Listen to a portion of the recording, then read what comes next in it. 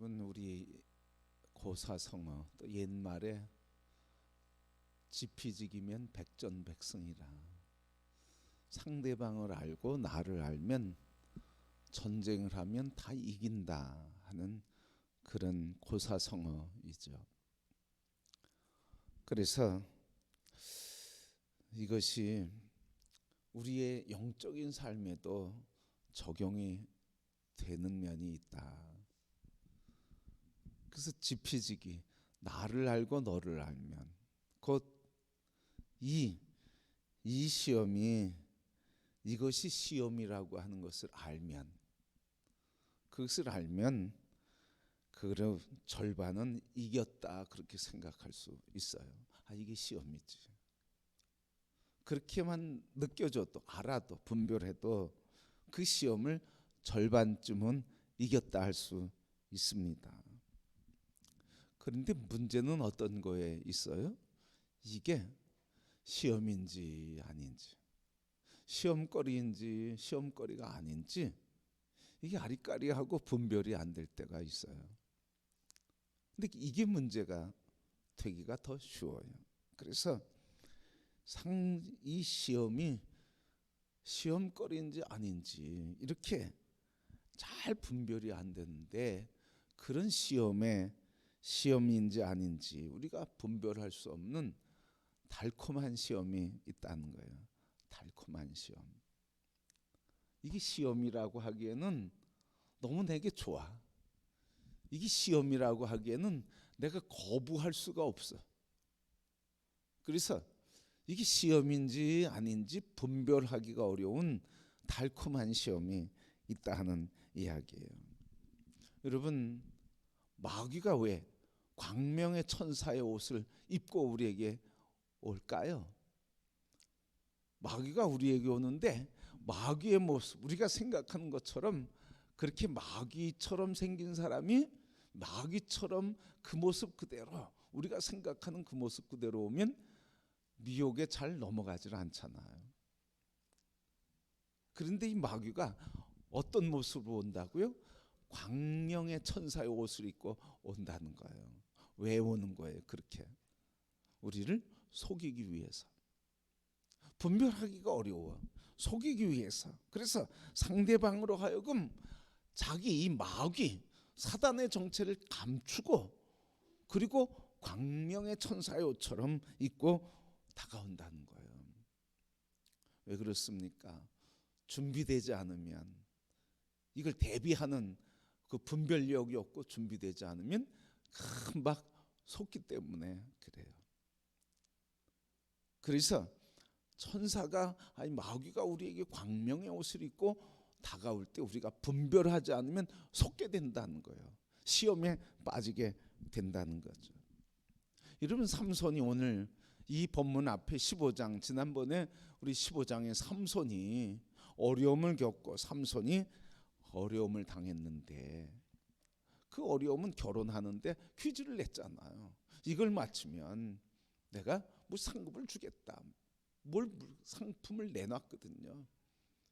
근데 그 이후에 어때요? 블레셋 사람이 이 삼손을 죽이려고 했거든요.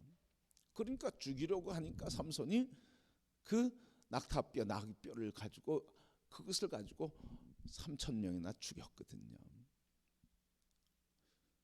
그러니까 이게 나를 죽이려고 하는 거구나. 그래서 나에게 이 위기가 있구나. 그래서 자기를 결박하고 죽이려고 할 때, 그때 그것을 분명히 구별할 수 있게 되죠. 그래서 이 블레셋 공격하는데 삼손이 유다 사람들에게 체포되고 끈으로 묶이고, 그래서 그것을 블레셋 사람들에게 이끌어갈 때 블레셋 사람들 앞에서 그 묶여진 끈을 그냥 푹 풀듯이 끊어놓고, 그리고 나귀 턱뼈로 1,000명이나 죽이는 일을 했거든요. 바로 이렇게 마귀가, 그리고 어둠의 권세가 직접적으로 자기를 위협하는 것이 드러난다고 하면, 우리는 그 위기 상황을 바꿀 수 있는, 피할 수 있는, 또 막을 수 있는, 공격할 수 있는 상황으로 반절시킬 수 있다는 이야기. 근데 오늘 본문에 나온 이야기는 그 구별이 잘 안 돼. 왜 구별이 안 될까요? 오늘 이야기는 뭐예요? 오늘 삼손이 본문에 있는 것처럼 가사에 내려가서 한 기생집에 들어가고 기생을 사랑하게 됐어요. 그래서 그 삼손이 소렉이라고 하는 골짜기에 가서 기생 들릴라라고 하는 여자와 사랑을 하면서 교제를 하게 됐어요. 여러분, 들릴라 사랑하는 사람이니까 뭐 해주고 싶어요? 다 주고 싶어요. 사랑하는 사람에 가면 왜 그렇게 사람이 순수해지고 순진해지고 정직해지는지 말해요. 그러니까 블레셋 사람들이 이방인이요 기생이 들릴라 이 사람에게 가지고 너가 이 삼손을 잡아오는 일에 죽이는 일에 내가 공로를 세운다고 하면, 그래서 이 삼손의 힘이 어디에서 나오는지 힘의 근원이 어디 있는지 알아낸다고 하면 은 1,100개를 주겠다. 그러니까 이 드릴라가 그 소리에 넘어가서 자기 사랑하는 삼손에게 묻는 거예요 오늘. 그래서 7절 말씀에 뭐라고 물어요? 그 7절 말씀에 삼손이 대답하죠. 만일 마르지 아니한 새 활줄 7으로 나를 결박하면, 또 11절에도 새 줄로 나를 결박하면, 13절에는 계속 묻는 거예요. 13절에는 뭐라고 그래? 내 머리카락 7가닥을 잘라버리면. 7가닥이라고 한 건 그냥 머리카락 7가닥을 얘기하는 게 아니고 7줄로 댕기 땄다는 거예요. 그러니까 그 댕기 딴 7줄 이거를 그냥 밀어버리면 힘이 없다 이 얘기를 결국은 해버린 거예요. 그래서 결국은 이 삼손이 그 머리카락을 다 잘리고 그냥 눈물을 흘리면서 체포돼서 묶여서 사람들의 희롱거리가 되지 않았습니까?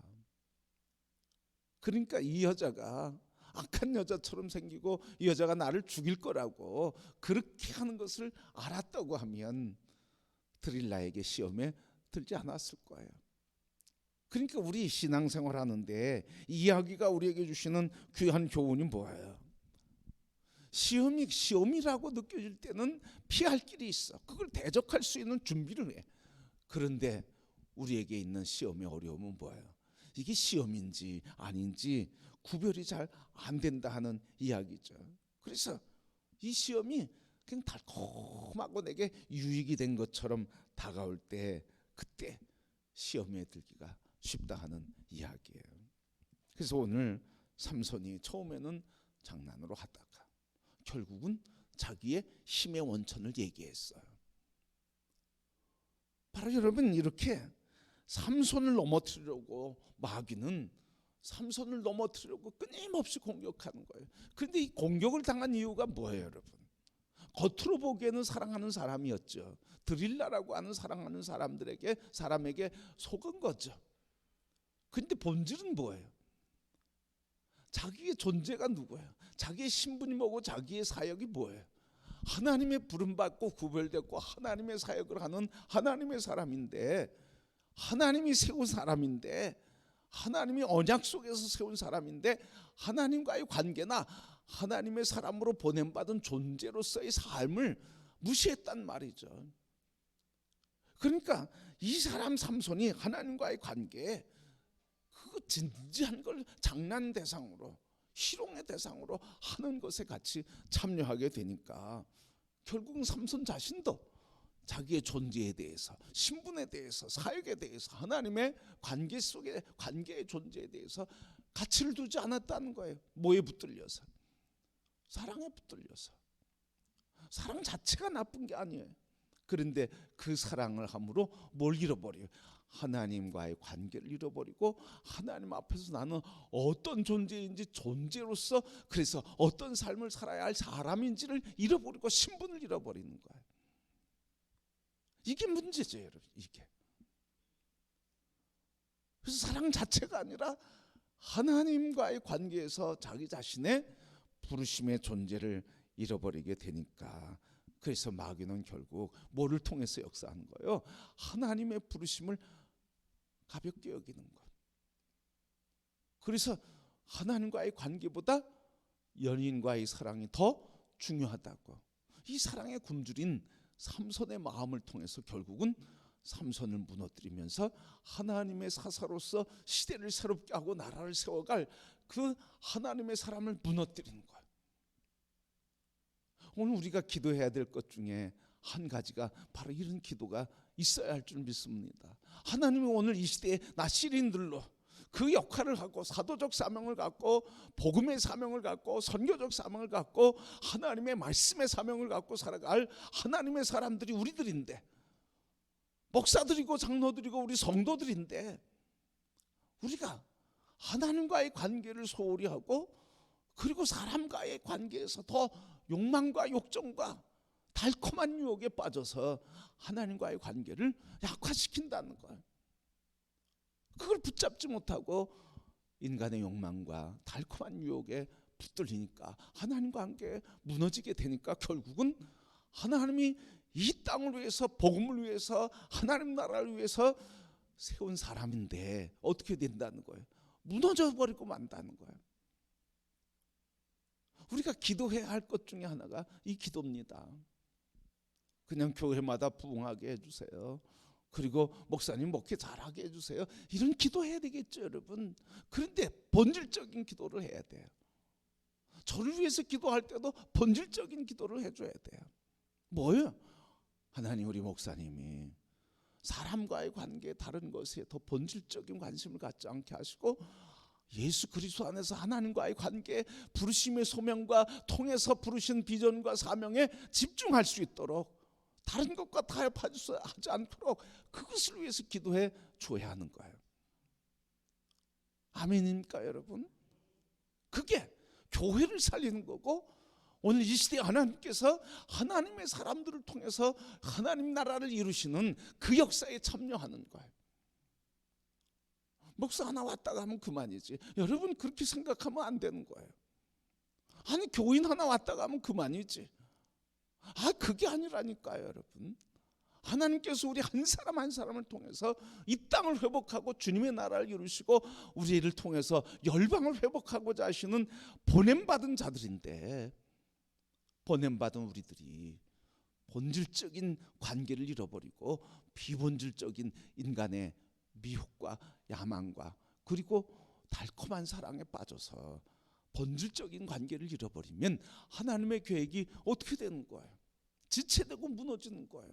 하나님이 그래서 아파하시는 거예요. 오늘 이 삼손을 바라보면서 하나님이 어떤 마음을 가지셨겠어요? 마귀는 이겼다고 승리의 노래를 부르고, 하나님은 하나님께서 준비되고 그를 통해서 일하려고 하신 하나님의 계획이 자꾸 틀어지잖아.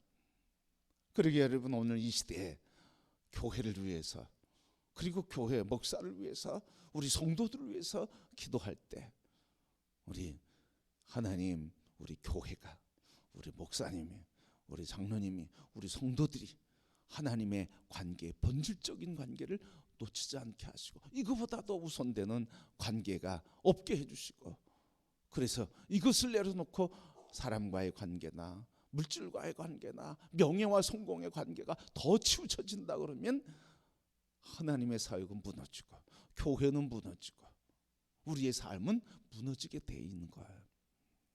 여러분, 오늘 이 시대의 문제 중에 그 깊은 속에 이 문제가 있는 것을 꼭 보시길 바랍니다.